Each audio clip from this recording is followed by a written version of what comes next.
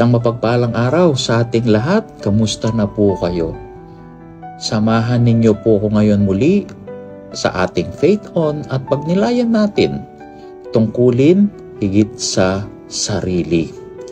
Sa bawat hakbang ng isang pulis palabas ng tahanan, dalangin ang kaligtasan, hindi lang para sa sarili, kundi para sa bayan.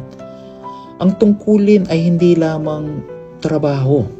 Ito'y misyon ng pagbabantay, paggabay at pagtatanggol.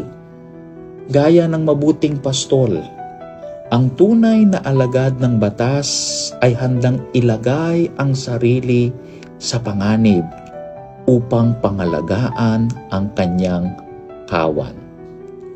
Kaya nga po sa pagkakataong ito, inaanyayahan ko kayong magnilay sa buhay, sakripisyo at panalangin para sa ating mga kapulisan.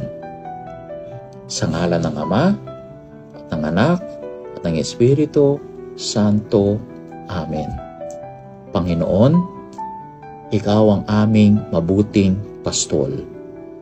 Sa bawat araw ng pagtupad ng tungkulin ng aming mga kapulisan, ipagkaloob mo po sa kanila ang lakas ng loob, malinaw na pag-iisip at pusong may malasakit. Patnubayan mo sila sa bawat desisyon at ilayo mo sila sa tukso ng kapangyarihan at kapuso. Pagpalain mo ang kanilang mga pamilya ng kapanatagan habang sila'y nasa serbisyo. Naway ang ating mga kapulisan ay maging tunay na tagapagtaguyod ng katarungan, kaayusan at kapayapaan sa aming bayan. Amen. Sa ngalan ng Ama at ng Anak at ng Espiritu Santo. Amen. Tulad ng mabuting pastol na hindi mag-aatubiling ialay ang sarili para sa kawan, naway ganito rin ang maging diwa ng bawat membro ng ating kapulisan. Sabi nga po sa John chapter 10 verse 11, I am the good shepherd. The good shepherd lays down his life for the sheep.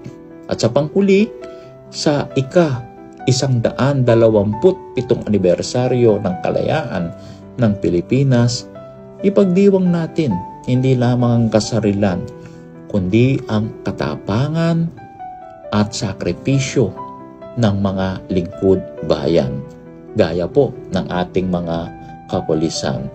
Maligayang araw ng kalayaan at may God bless us all. Muli po sa mapagpalang araw sa ating lahat.